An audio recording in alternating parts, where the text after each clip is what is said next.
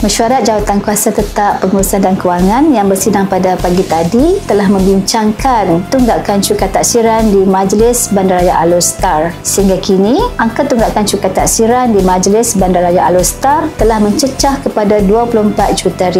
Pelbagai usaha dan inisiatif telah dilakukan bagi menangani masalah tunggakan ini. Kesan daripada tunggakan ini telah merencatkan perancangan pembangunan yang dirancang oleh Majlis Bandaraya Alor-Setar.